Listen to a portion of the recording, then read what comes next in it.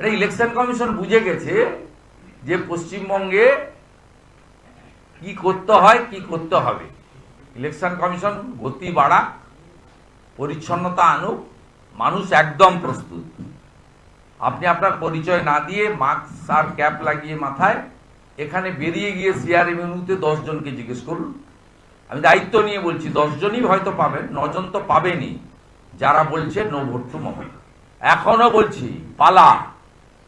আমার এলাকা নন্দীগ্রামের গড় চক্রবেড়িয়াতে 4টে ধরা পড়েছিল। আমাকে লোকাল ছেলেরা জিজ্ঞেস করলো কি করবো, আমরা নৌকায় তুলে দাও। জেলে নিয়ে গেলে তো আমাদের ভাত খাবে, আমাদের ভাত খেতে দেবো কেন? আমাদেরও তো অনেক মানুষজন একবেলা খেয়ে একবেলা না খেয়ে ঘুমাতে যায়। আমরা আমাদের ভাত খেতে দেবো কেন এই লোকগুলোকে? ভাগ, পালা, ইমিডিয়েট পালা। বিজেপিকে আনুন।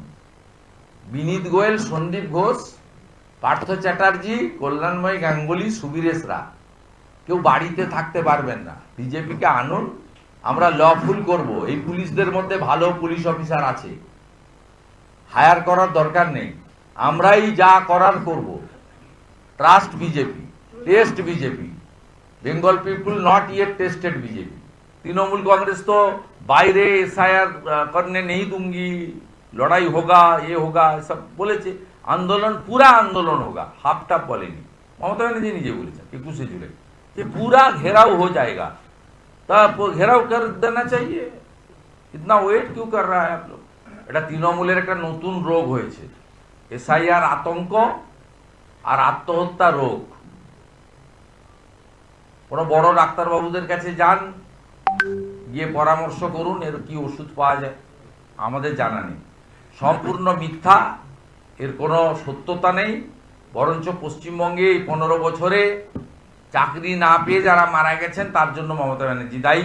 সবাই জেনে গেছে, 2 কোটি শিক্ষিত বেকার যুবক যুবতী জেনে গেছে মমতা ব্যানার্জি থাকলে ওদের চাকরি হবে না।